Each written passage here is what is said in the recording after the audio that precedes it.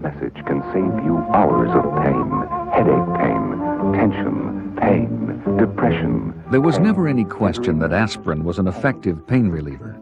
But for the longest time, no one knew why it worked. It just did. The medical world held its breath and offered up a silent prayer with each plunge of the hypodermic needle. And not so long ago, your doctor couldn't tell you how a vaccine protects you from smallpox or polio. Now, science carries us to the inner reaches of the human body and through the vacuum of space. We've developed new technologies to help us see and understand that which was not imaginable 30 years ago.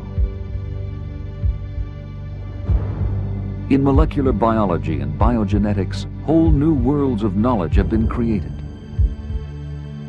At New England Medical Center, physicians are taking these advances in basic science and through their research are transforming science into better health care.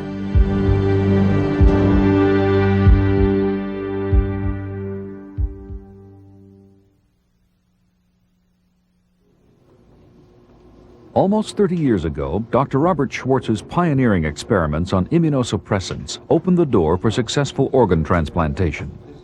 For him, research still holds a particular excitement. I think you can think of research like a big box, size of a refrigerator box, 6 feet tall,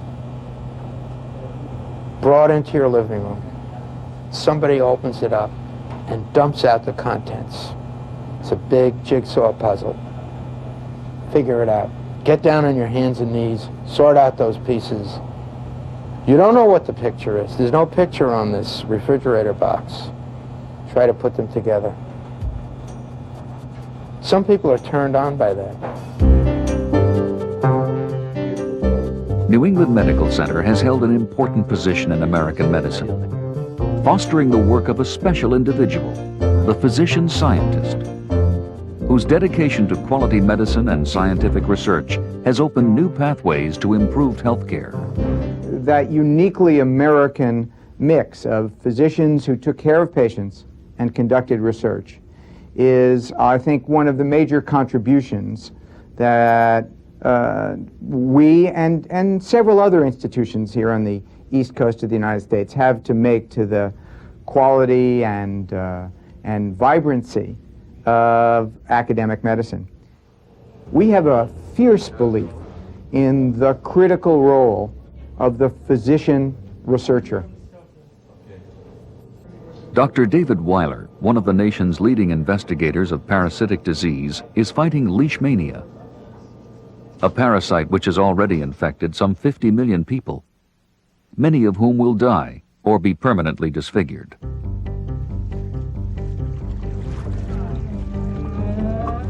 Although concentrated in the Third World, leishmania and other parasitic diseases do not respect national boundaries.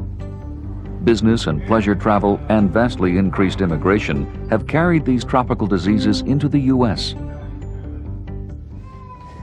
This was leishmaniasis that you got in Suriname. What were you doing down in Suriname? I was working with some mission kids from my church. For Christy, the consequences of her recent trip to South America might have been tragic without the diagnosis of Dr. Weiler.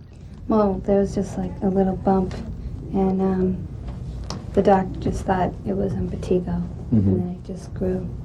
Most physicians in the United States don't have any formal training in parasitology or tropical medicine, and therefore, not surprisingly, most have difficulty in recognizing or even thinking of the parasitic diseases.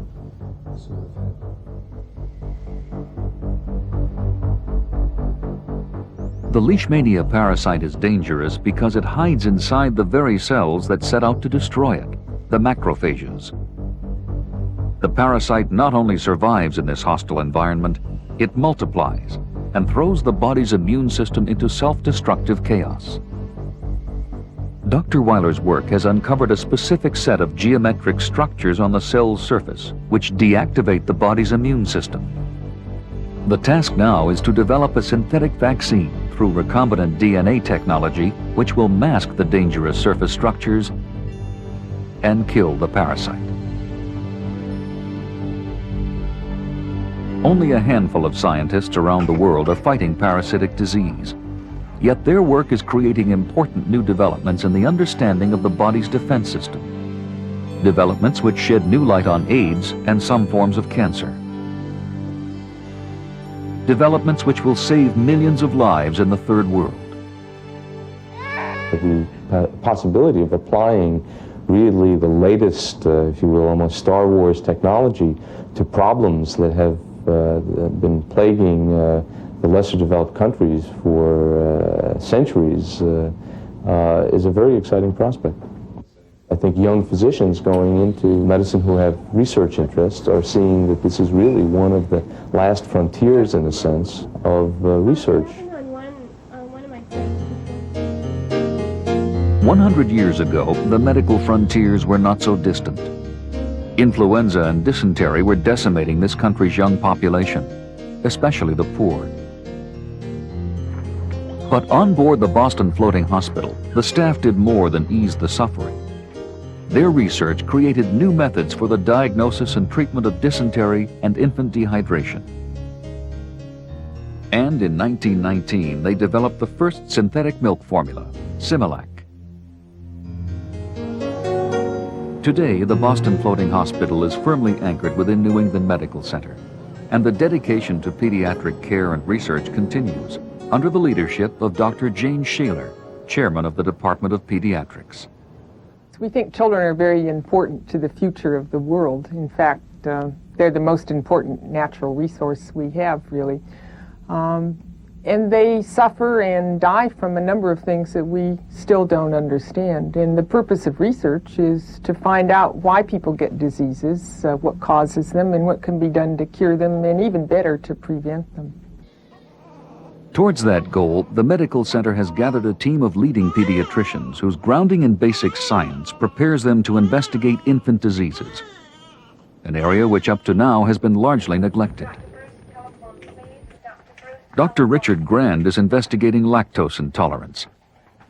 Large segments of the population suffer from this inability to digest milk products, and for children under 6 months, lactose intolerance can have severe dietary consequences. Dr. Lawrence Wolf is developing methods to prolong the shelf life of stored blood and thereby increase hospital blood supplies, an area of critical importance both to pediatric and adult medicine. Very good. Very Dr. good. Henry Dorkin is developing new techniques for more accurate measurements of the infant respiratory system. These techniques will lead to earlier and more effective treatment of illnesses like cystic fibrosis, a terminal disease which affects 1 in 1,600 births. That's it. And Dr. Jane Shaler, a leading investigator of infant rheumatology. The kinds of knowledge that you would gain in looking at a pediatric disease may be readily applicable to adult disease as well. We think that resources spent on children are resources well spent.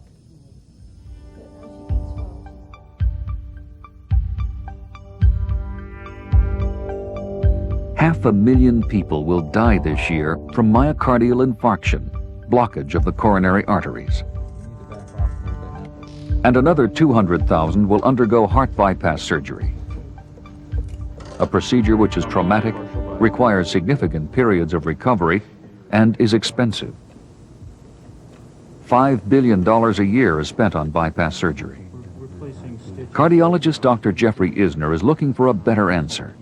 The first generation of patients that were operated on 10 or 20 years ago are now coming back with blockages that have not only developed in arteries that were not bypassed, but they've also got blockages in the grafts themselves. That is, a disease that's similar to what develops in the arteries appears to develop in those grafts as well. And when those patients have that kind of extensive disease, they're simply not candidates for another bypass procedure. An innovative solution for the future is cardiac laser surgery. A fiber optic catheter will be threaded to the blockage in the coronary artery. The laser beam travels through the catheter, is focused on the diseased area, and vaporizes the blockage. For many patients, laser therapy will eliminate the pain and expense of open heart surgery. Working with diseased arteries in the medical center's laser lab, Dr. Isner and his team are perfecting the technique.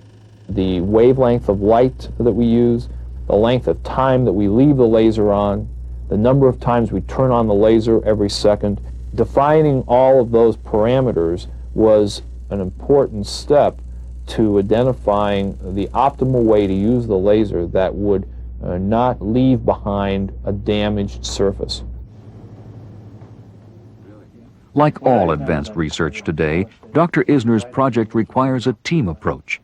Physicists, biochemists, radiologists, technicians, cardiologists, and surgeons, merging their experience and knowledge towards one goal. Together, this team was the first to successfully apply laser therapy to the treatment of heart disease.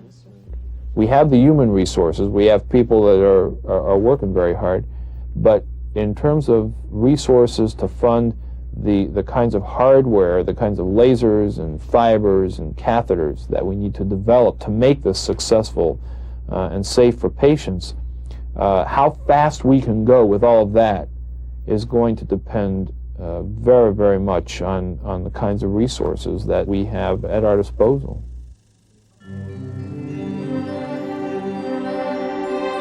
Dr. Isner's resources are housed in laboratories built in the 1950s, laboratories designed to meet the requirements of research 30 years ago. But science and the medical center have advanced far beyond the capacity of these facilities. Research activities at the center have tripled in the last 5 years. Research staff has doubled. Makeshift labs have been created from seminar rooms and bathrooms. Hallways become conference rooms. Storage is almost non-existent. There is simply no more space. Our best and brightest researchers were in nooks and crannies, had their equipment piled on desks, covered by plastic cloths because the roof leaked. In addition, more young researchers were wanting to come here and wanting to work with us, and we simply had no space to provide for them. The campaign for research is the solution, building modern facilities where productive research can thrive.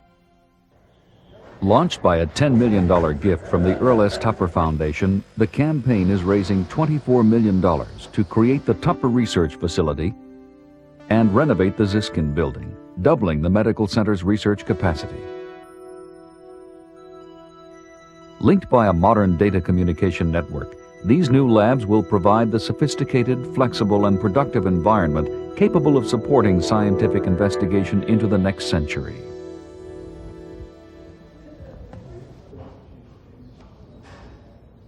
Dr. Sheldon Wolf, a world leader in the field of infectious disease, is physician-in-chief at New England Medical Center and chairman of the Department of Medicine at Tufts University. His experience in both science and medicine guides the campaign to create facilities that will meet the challenge of research far into the future. As we look at the 1990s, the explosion of information and the advances in medical science are going to be enormous, and we are, for the first time, poised and ready now to compete with the very best of American biomedical science.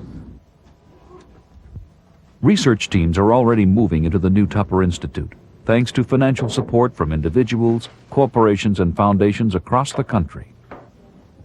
But there is still a long way to go.